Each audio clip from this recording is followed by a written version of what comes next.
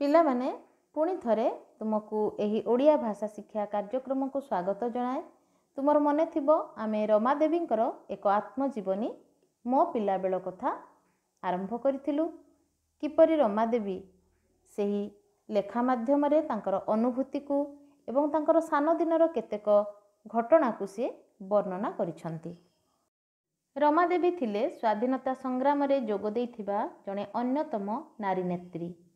ପ୍ରଥମ ଅନୁଚ୍ଛେଦରେ ଆମେ ରମାଦେବୀଙ୍କର ମୁଜାଫରପୁରରେ ରହୁଥିବା ସମୟର ଘଟଣା ଏବଂ ତାଙ୍କର କେତେକ ଅନୁଭୂତିକୁ ଆମେ ଆଲୋଚନା କରିଥିଲୁ। ତେବେ ଆସ ଆଜି ପୁଣି ଥରେ ଆମେ ଦ୍ୱିତୀୟ ଏବଂ ତୃତୀୟ ଅନୁଚ୍ଛେଦକୁ ପଢ଼ିବା, ତାର କଠିନ ଶବ୍ଦ ଏବଂ ତାର ସାରମର୍ମକୁ ଆମେ ବୁଝିବା। ମୋ ପିଲାବେଳ କଥା। ଏବେ ମୁଁ ଦ୍ୱିତୀୟ ଏବଂ ତୃତୀୟ ଅନୁଚ୍ଛେଦକୁ ପଢ଼ୁଛି, ତୁମେମାନେ ମନ ଦେଇ ଶୁଣ। ଆମ ଘର ପାଖରେ କେତେ ଘର ବଙ୍ଗାଳୀ ଥାଆନ୍ତି। ସେମାନେ ସରକାରୀ ଚାକିରିଆ ନୁହନ୍ତି। ସେମାନଙ୍କ ଭିତରେ ଯୋଗେଶ ବାବୁ ବୋଲି ଜଣେ ବଡ଼ ଓକିଲ ଥିଲେ। ସେ ବଙ୍ଗାଳୀ କେତେ ଘର ସାଙ୍ଗରେ ଆମର ଭାରି ଭାବ। ସେମାନେ ଆସି ବାପାଙ୍କ ସହିତ କଥାବାର୍ତ୍ତା କରନ୍ତି। ସେମାନଙ୍କ ଘରର ପିଲାମାନେ ଦେଶବନ୍ଦନା ବୋଲନ୍ତି। ଆମେ ସେମାନଙ୍କଠାରୁ ସେ ଗୀତ ଗୁଡ଼ିକ ଶିଖିଲୁ। ଆମ ଘରେ ବଙ୍ଗଲକ୍ଷ୍ମୀ ମିଲ୍ର ମୋଟା ଲୁଗା ପିନ୍ଧିବା ଓ ସ୍ୱଦେଶୀ ଦ୍ରବ୍ୟ ବ୍ୟବହାର ପୁରା ଦମରେ ଚାଲିଲା। ଦେଶର ବହୁ ଗୁରୁତ୍ୱପୂର୍ଣ୍ଣ ଖବର ଆମ ଘରେ ଆଲୋଚିତ ହୁଏ। ଆମେ ଶୁଣୁ। ସେତିକିବେଳେ ଅରବିନ୍ଦଙ୍କ କଥା ମୁଁ ଶୁଣିଥିଲି। ବାପା ତାଙ୍କ ବନ୍ଧୁମାନଙ୍କ ସଙ୍ଗେ ଆଲୋଚନା କରନ୍ତି।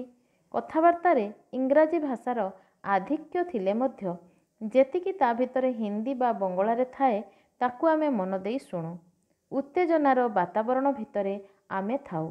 ଦେଶ ପାଇଁ କାମ କରିବାକୁ ହେଲେ ଜେଲ୍ ଯିବାକୁ ହୁଏ, ଫାଶୀ ପାଇବାକୁ ହୁଏ, ସ୍ୱଦେଶୀ ଜିନିଷ ବ୍ୟବହାର କରିବାକୁ ହୁଏ। ଏ ଧାରଣା ମନରେ ବଦ୍ଧମୂଳ ହେଲା। ଦେଶପ୍ରେମୀମାନଙ୍କ କଥା ଆଲୋଚନା ହେଉଥାଏ, କେତେ ପ୍ରଶଂସା କରାଯାଉଥାଏ, ଧନ୍ୟ ଧନ୍ୟ କୁହାଯାଉଥାଏ। ତାର ପ୍ରଭାବ ମନ ଉପରେ ପଡ଼ିଲା। ଦେଶ କାମ କଲେ ଏସବୁ ମିଳେ। ଅରବିନ୍ଦଙ୍କ କଥା ମଧ୍ୟ ବହୁତ ଶୁଣିବାକୁ ମିଳିଲା। ସେତିକିବେଳୁ ଅରବିନ୍ଦଙ୍କ ପ୍ରଭାବ ମନରେ ଦେଶ କାମ କରିବାର ଛାପ ପକାଇଲା। ମନେ ମନେ ତାଙ୍କ ପ୍ରତି ଭକ୍ତି ଆସିଲା। ତାଙ୍କ ବିଷୟରେ ଅଧିକ ଜାଣିବାକୁ ଚେଷ୍ଟା କଲି।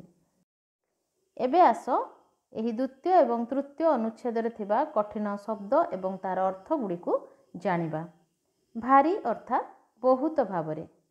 ସ୍ୱଦେଶୀ ନିଜ ଦେଶରେ ଜାତ ବା ପ୍ରସ୍ତୁତ। ପୁରା ଦମରେ ଏହାର ଅର୍ଥ ଜୋରସୋରରେ। ବଦ୍ଧମୂଳ ଦୃଢ଼ ବା ସୁନିଶ୍ଚିତ। ଦେଶପ୍ରେମୀ ଯିଏ ନିଜ ଦେଶକୁ ଭଲ ପାଏ। ଧାରଣା ବିଶ୍ୱାସବୋଧ। ଛାପ ଦାଗ ବା ଚିହ୍ନ। ମୁଜାଫରପୁରରେ ରହୁଥିବା ସମୟରେ ରମାଦେବୀଙ୍କର ଘର ପାଖରେ କେତେଜଣ ବଙ୍ଗାଳୀ ପରିବାର ରହୁଥିଲେ। ସେହି ପରିବାରମାନଙ୍କ ସହିତ ରମାଦେବୀଙ୍କ ପରିବାରର ସୁସମ୍ପର୍କ ରହିଥିଲା। ସେମାନଙ୍କ ମଧ୍ୟରୁ କେହି ସରକାରୀ ଚାକିରିଆ ନଥିଲେ, କିନ୍ତୁ ସେମାନଙ୍କ ମଧ୍ୟରେ ଯୋଗେଶ ବାବୁ ବୋଲି ଜଣେ ବ୍ୟକ୍ତି ଥିଲେ। ସେ ଜଣେ ବଡ଼ ଓକିଲ ଥିଲେ। ସେହି ବଙ୍ଗାଳୀ ପରିବାର ସହିତ ରମାଦେବୀଙ୍କ ପରିବାରର ଖୁବ୍ ଭଲ ସମ୍ପର୍କ ଥିଲା। ସେମାନେ ବିଭିନ୍ନ ସମୟରେ ରମାଦେବୀଙ୍କ ଘରକୁ ଆସନ୍ତି, ତାଙ୍କ ବାପାଙ୍କ ସହିତ କଥାବାର୍ତ୍ତା ହୁଅନ୍ତି। ବଙ୍ଗାଳୀ ଘରର ପିଲାମାନେ ଦେଶବନ୍ଦନା ବୋଲନ୍ତି।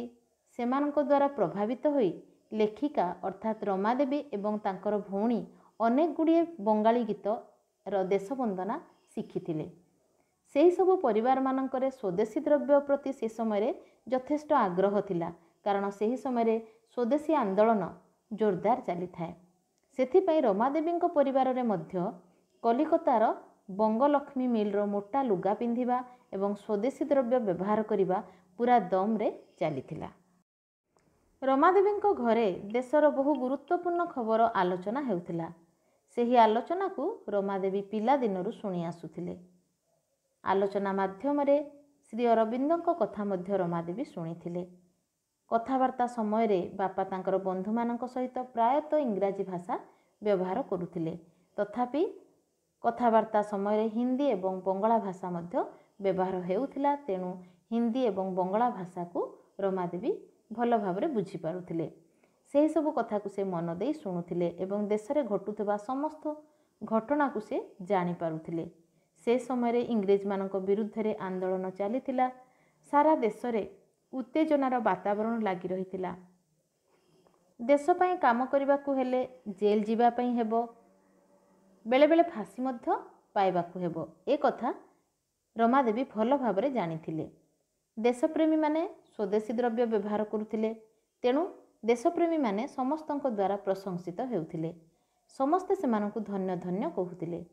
सेहिमानंकर प्रभाव रमादेवीଙ୍କ उपरे पड़िथिला। तेबे ही देशप्रेमी आमे काहाकू कहिबा पिला माने? जो माने देशकू प्रेम करुथिले, निज देश पई निजर जीवन देबाकू मध्य जो माने पछौ नथिले। देश पई काम कले एभली प्रशंसा मिले एकथा रमादेवी सान बेलू जानिथिले।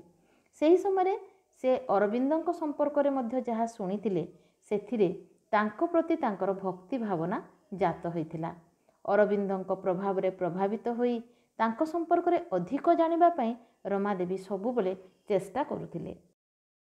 श्री अरविंद किए, से कौन करिथिले आ काहेकि रमादेवींकर तांको प्रति भक्ति भावना जात होइथिला, आस श्री अरविंदଙ୍କ विषय किछि जानिबा।